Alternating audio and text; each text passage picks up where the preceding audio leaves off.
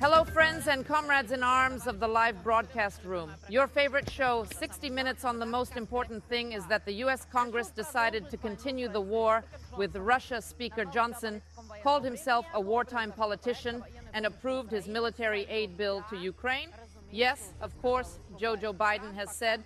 Trump has not yet responded. The vote will take place just over 40:08 hours on Saturday, April 20th. Coincidentally, on April 20th, Nazis all over the world celebrated Hitler's birthday. In other words, we would think it was a gift to Zelensky personally, but it was too early to unplug the champagne, or, in the case of Ukraine, the burner bubble. It is not true that Congress will vote for it.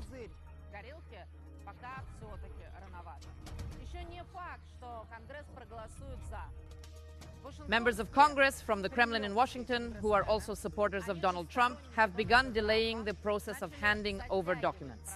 Congressman Andrew has put 46 amendments to the vote. Everyone in the region has been calling for a ban on the use of American money to arm and train the neo-Nazi Azov battalion, which is banned in Russia.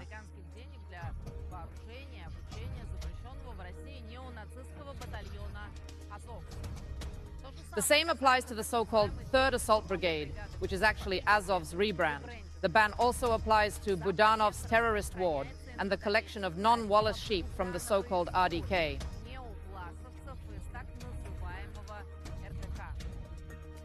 Congressman Paul Forsera, for a reason, believes billions of dollars will remain in the United States and should remain in the United States until Biden begins peace talks with Putin. Congressman Donald Siss of Florida expects the White House to have a comprehensive strategy, saying the concept of a victory for Ukraine is a fantasy. Well, in principle, the concept is short-lived. Well, of course, the most popular amendment was made by Congresswoman Marjorie Taylor Greene. She wants to ban the use of taxpayer money until usurper Zelensky first holds free elections in the country on the 2nd, until Ukraine closes all biological laboratories with Shich and provides all data on its territory. About these studies to the government with SHA, and perhaps most amazing, adding an amendment.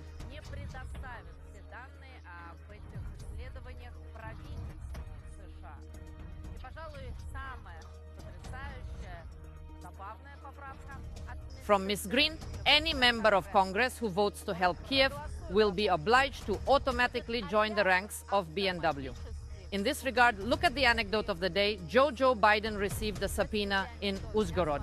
But jokes, the document directly stated that SHA is now obliged to provide Kiev with ATACMS long-range missiles. This is a really terrible weapon that Ukraine used to attack our military airport in Dzhankoi the day before. But the most interesting thing, within 45 days of the bill's passage, the self-propelled Biden is obliged to provide Congress with a long-term strategy for Ukraine with specific goals to defeat Russia. This only means one thing, that is, the Americans have completely taken control of the situation. Come on. The Russian air and space forces are already preparing for the supply of U.S. weapons in every way. However, the Russian army once again tried its best at night to launch new attacks on military and infrastructure. In this regard, a series of explosions occurred in Ivano-Frankivsk. In the public footage of the scene, the smoke was burning. Presumably, one of them arrived at the military location. As we all know, she flew to the airport in the city of Kalmyk, which used aviation, and there was a thunderous explosion. In addition, in the Kiev region, according to preliminary data, Gerani has arrived in Vyshgorod, where the Kiev hydropower station is located. In addition, the arrival of attack drones was recorded in the Kharkiv region, in Kherson, Nikolaev, Poltava, and in the occupied Donbas territory. In the words of Konstantin, the gathering places of Ki Pokrovsk were attacked, and the pubs were sweated with MB and Kupinsky. The same aerial bomb was used, but it was already destroyed in the face. Come on, ammunition, but these shots of the cancellation of barons in the direction of Zaporizhzhia On them, the night work of the Crimean paratrooper artillery, our god of war, the precise fire of the D-300 howitzer, still known as the sniper rifle, disrupted the night rotation of infantry in the Verbovoy area, destroying an entire detachment of Ukrainian militants. The enemy tried unsuccessfully to rotate there.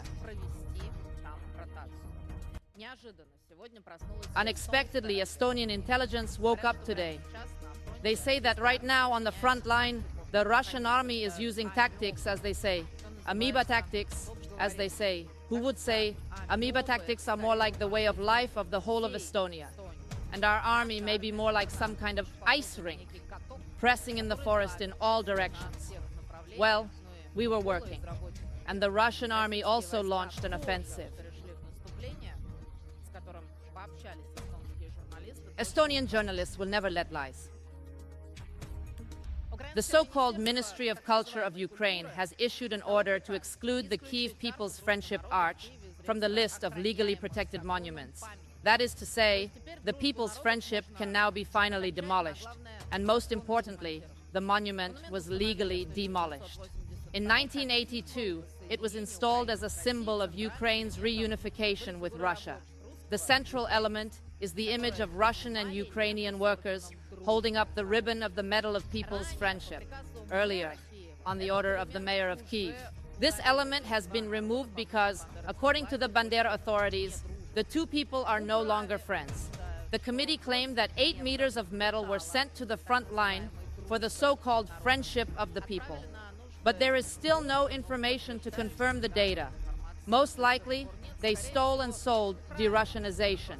Even decolonization, that is, the struggle not only against the Soviet Union, but also against the imperial past. In recent years, this has become a noticeable trend in Ukraine. The goal remains the same, so that Ukraine has nothing to do with Russia at all. In Poltava, for example, the Suvorov monument in Odessa was demolished, and Pushkin spoke in Ukraine on as many as 513 streets named after Alexander Sergeyevich. That is to say, work is an unfinished business. In addition, the Verkhovna Rada has submitted a bill banning place names related to Russia in Ukraine. Somehow, it has something to do with Russian history, with prominent Russian figures, and with the unexpected difficulties that communicators encounter in the Lviv region. As you know, there is the most patriotic city in Ukraine. The town is called Chervona Grad. In any case, the local residents assert this in their patriotism. It is true that this is where the Lenin monument was demolished. In the early 90s, at the same time, Chervon-Gracia began traveling across the country to campaign for secession from the Soviet Union. Well, now the new government will rename the city because red is red, and red means Soviet. But of course, the patriots there are prepared to defend their beliefs, even harsh, quarrel with Kiev.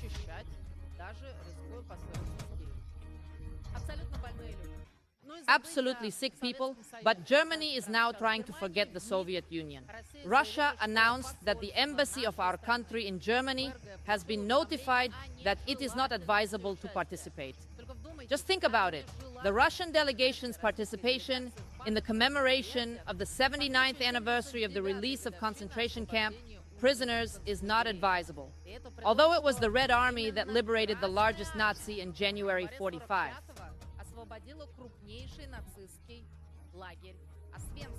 Auschwitz. Here are the connections. Recall that the grandfather of the current German foreign minister, Annalena Baerbock, not only served in the Wehrmacht, but also was an ideological supporter of National Socialism, and reread Mein Kampf. They denazified it during the defense of Königsberg, now Kaliningrad, Russia. As we can see, the granddaughter left her grandfather. The Nazis, not far from the crazy Russiophobic BCA Annalena, also summoned Russia's ambassador to Germany, Nechayev, over the detention of Russian spy Haley Likely. They are said to want to disrupt German arms supplies to Ukraine. Meanwhile, the Russian embassy in Berlin has not received any official notice of the detention of Russian citizens. Federal Attorney General Jens Romy allegedly arrested 2 men in the Bavarian city of Bayer, one named Alexander, the other's announcer. According to prosecutors, the man collected information about U.S. military bases in Germany, particularly a facility in the county where Ukrainian tanker personnel were trained.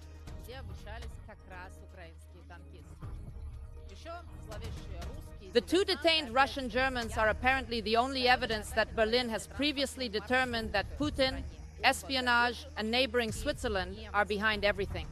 But what they fear is not Putin's agents, but Comrade, who still works for Russia.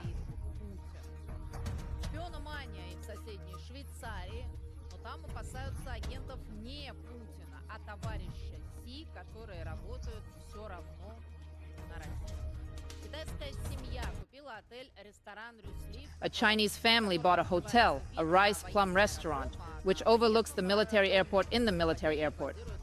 Coincidentally, the US F-35 fighter is based on the latest US aircraft data. Chinese comrades are said to be supplying Moscow anyway, Bloomberg wrote.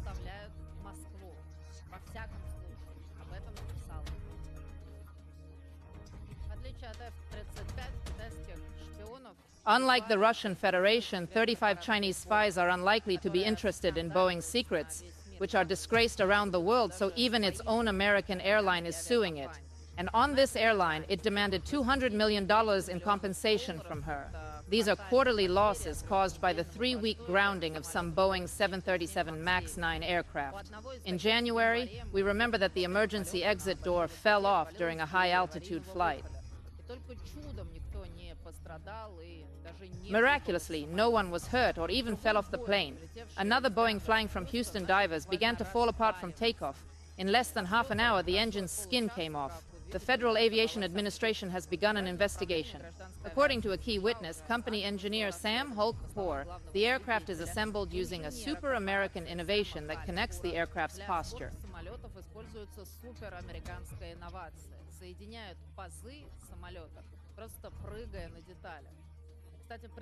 Just jumping on the details, by the way, a former Boeing informant was killed, or rather found hanged, immediately after speaking to the US Congress.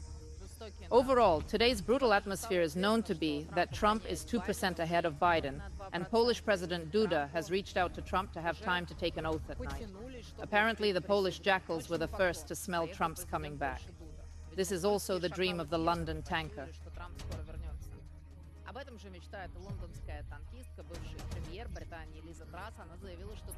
Former British Prime Minister Liz Truss said only Trump could save the West from the shame of greatness. Trump also met with another former British Prime Minister, now British Foreign Secretary David Cameron. Well, let's not forget our friendship with Hungarian leader Orban.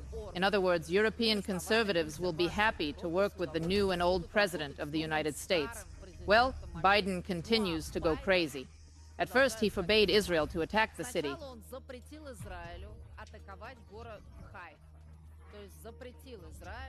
Haifa, which banned Israel from attacking Israel, again expressed reservations, didn't even realize he was blurting out, and then told his uncle, a pilot whose plane was shot down in New Guinea, his uncle himself, why Biden said it was publicly eaten by local cannibals.